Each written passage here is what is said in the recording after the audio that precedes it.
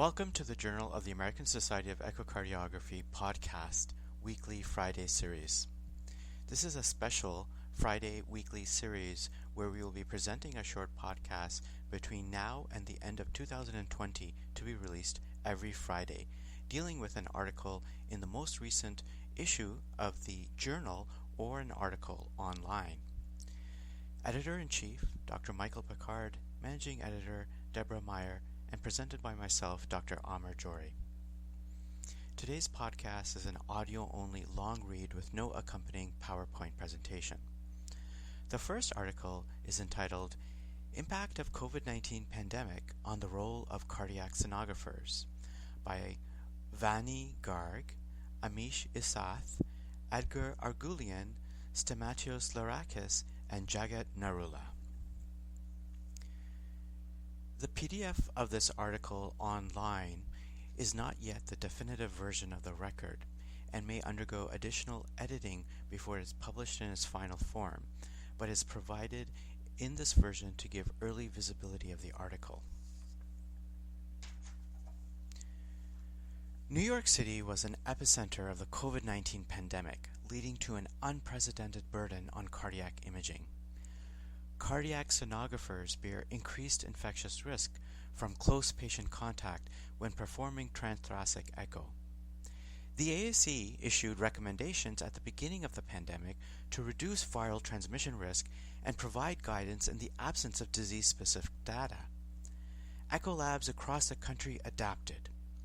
The unique perspective of cardiac sonographers on such changes during the COVID-19 pandemic is unknown. In this cross-sectional study, we surveyed cardiac sonographers in major academic centers in New York City to explore disinfection and scanning practice patterns during the surge of COVID-19 cases from March to May of 2020. Invitations to participate in the anonymous online survey conducted via RedCap, Vanderbilt University, were sent to Echo Lab directors at 15 institutions across all 5 boroughs for distribution to sonographers. We collected responses from August 12, 2020 to September 16, 2020. The study was exempt by the Mount Sinai Morningside Institutional Review Board. A total of 78 cardiac sonographers responded. The majority practice in Manhattan, 71%, followed by the Bronx, 18%. Highly affected boroughs of Queens and Brooklyn had only 5 or 6% and 4 or 5% respondents. Over half of those surveyed had more than 10 years of experience. The mean age was 42 years with 71% women. The average number of transthoracic echo performed daily per sonographer prior to March 2020 was 7 to 9 studies in 59% of respondents, or greater than 10 studies in 29% of respondents, with a substantial drop to less than 7 studies or 95% of respondents during the surge. Over 80% of survey participants were aware of the patient's COVID-19 status prior to scanning. Following ASE suggestions for PPE, the majority of sonographers used N95 respirators, whereas CDC guidance during the surge stated surgical face masks were adequate for non-aerosol generating procedures such as TTE. In fact, the overlapping responses of N95 and surgical face masks suggested double masking to conserve N95. As supply chain strengthened, CDC guidelines changed to prefer N95 respirators for all suspected positive patient interactions. Few sonographers used homemade cloth masks, suggesting an adequate supply of hospital-issued masks. Only half reported using dedicated eye goggles, as ASE guidelines did not specify this aspect of PPE, and CDC guidelines delayed until June to include eye protection as standard precaution. Sonographers reported infrequent use of plastic echo machine covers, only 9%. Barriers between the patients and sonographers were used by 11%, or probe covers by 30%. Further, approximately a quarter of respondents reported a lack of training in disinfection practices of ultrasound equipment. Offline measurements or emission of EKG leads was variable across institutions surveyed. However, the ASC suggested all such practices to protect sonographers and concurrently ease disinfection burden. Innovations such as tablet-based echo can mitigate such issues. These gaps, as elucidated by sonographers, are significant and merit attention toward practice modifications to reduce infectious risk and increase uniformity across labs. The most common changes to institutional policies during the COVID-19 pandemic surge were 1. Screening of transthoracic echo orders by a cardiologist, 2. Goal-driven echocardiograms via abbreviated protocols, and 3. Training in PPE use. Most respondents agreed that these policy changes contributed to improving safety and decreasing viral exposure during the pandemic surge. Screening of orders by cardiologists allowed preemptive reduction in the inherent risks posed by COVID-19 positive patients to each sonographer with each scan. Previously, transthoracic echo requests for hospitalized patients with cardiac concerns were deemed appropriate and thus rarely required filtering by a cardiologist. Screening of all orders, as such, was a new practice during the surge. Further, an emphasis on abbreviated scanning protocols is essential to limit sonographer exposure. Accordingly, in response to these temporary measures, over half of sonographers agreed that transthoracic echo performed mostly yielded clinically significant information. Only 2% reported the information obtained was insignificant. The COVID-19 pandemic sheds light on elements of success as viewed by our sonographers and opportunities for future integration into practice. Limitations of our study included a retrospective analysis of lab changes during the surge with limited data on continued post-surge modifications by institutions. We did not collect data on sonographer infection of COVID-19 due to an inability to discern transmission location at work versus outside the hospital. In conclusion, our study is the first comprehensive assessment of cardiac sonographers' perceptions during the pandemic. We identify specific areas: cardiologists' review of TTE orders, abbreviated protocols, N95 respirators, in which sonographers agree that our labs in New York City have excelled. We also highlight safety protocols such as dedicated eye protection and disinfection practices as potentials for improvement in our practice of echo as COVID-19 continues and future contagions emerge.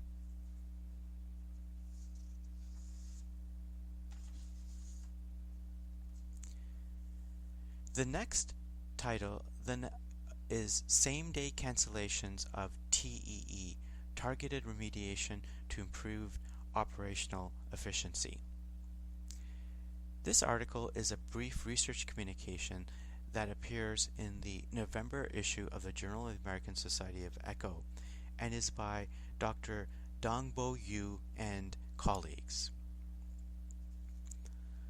Same-day cancellations of hospital-based surgical procedures are a known source of operational inefficiency and lost revenue. TEE is a widely used, resource-intense, invasive cardiovascular imaging procedure, but same-day TEE cancellations have not been studied. We sought to determine the frequency and causes of same-day TEE cancellations at a large academic medical center and test a targeted remediation strategy. TEEs performed in our echo lab over a 7-week period were assessed for completion and reasons for cancellation or postponement. Based on identified causes, a 2-part targeted remediation strategy was developed and prospectively tested over the ensuing 4-week period. Among 145 scheduled TE studies in the data collection phase, 41 or 28% required same-day cancellation and or postponement. Indications for transthoracic echo included atrial fibrillation or flutter prior to cardioversion or ablation in a majority of cases, 54% of cases. The next highest percentage was endocarditis at 22%, stroke or TIA in 10%, and valvular disease evaluation in 7%. Reasons for cancellation or postponement included conversion to sinus rhythm in 27%, patient non-cooperation in 22%, unexpected anesthesia requirements in 10%, ongoing hemodynamic instability or critical illness in 7%, and esophageal pathology in 5%, infectious respiratory precautions not yet lifted in 5%, additional TT images requested that may negate the need for TE in 5%, and absence of an appropriate use criterion indication in 5%. Of the cancelled procedures, 49% were due to causes that were foreseeable prior to the procedure. The remediation intervention involved two parts. One, a new pre-screening process involving a chart review and a new 5-point questionnaire implemented by nurses a day prior to TEE, as shown in Table 1. And two, a new pre-procedure workup protocol for inpatients emphasizing early contact with the referring team to identify issues that would alter the need for TEE. During a 4-week post-intervention period, 49 TEs were subject to the intervention, 19 or 39% of which would have resulted in same-day cancellations under prior protocols. Of these, 13 or 68% of the cancellations were foreseeable, of which 69% were identified in the screening process. Captured foreseeable cancellations included 5 patients identified on nursing screen the day before the procedure and 4 patients who converted to sinus rhythm on the day of the scheduled procedure as part of the new procedure workup protocol. Missed foreseeable cancellations occurred due to uncommon clinical features not recognized by nurses. For example, congenital heart disease with severe subpulmonic stenosis with potential hemodynamic significance. Other causes included unanticipated anesthesia need and unrecognized concern for esophageal pathology. In summary, we found that unplanned same-day TEE cancellations or postponements occurred at a high rate, representing over a quarter of scheduled inpatient and outpatient TEEs.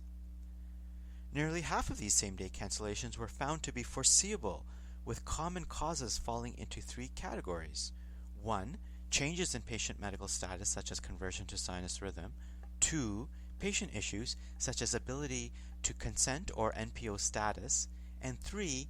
Late recognition of medical factors requiring an altered plan for safe sedation with anesthesia support. Identification of these common causes of TE cancellations allowed the development and institution of a targeted pre-procedure screening intervention which successfully identified the majority of foreseeable same-day cancellations and minimized waste of human and facility resources. Same-day cancellations of surgical procedures have been widely studied and estimated to result in millions of dollars in lost revenue each year. Interventions to reduce foreseeable same-day surgical cancellations have been shown to improve procedural safety and limit resource utilization. Our study is the first modern report of same-day TE cancellations. A prior study similarly highlighted the value of pre-screening TEs, reporting an overall TE non-completion of 21% due to a combination of inappropriate study indications and identifiable safety concerns. Our study also highlights for the first time the issue of same-day cancellation of TEs among inpatients. We found that many of these inpatient cancellations can be identified well in advance of the procedure with a systematic screening protocol in place. By recognizing these studies at the earliest available opportunity, unnecessary mobilization of resources can be avoided. While many of our interventions are intuitive, only through a data-driven self-analysis did we fully appreciate the deficiencies of our baseline TE screening process. While our long-standing pre-procedure protocol prior to this investigation successfully ensured procedural safety and appropriateness, the extent of operational inefficiencies resulting from core portions of this protocol occurring in the immediate pre-procedure time window were underappreciated. Additionally, our electronic health record system lacked basic built-in screening questions as part of the TEE order. Incorporation of automated mandatory screening questions, as well as pairing TEE and NPO orders in the electronic health record, may be the most effective way to systematically minimize same-day cancellations. While different barriers may play a role in other practice settings, our study demonstrates the value of self-study followed by targeted interventions to improve operational efficiency. Further study is needed to determine the full operational, financial, and clinical impact of such interventions.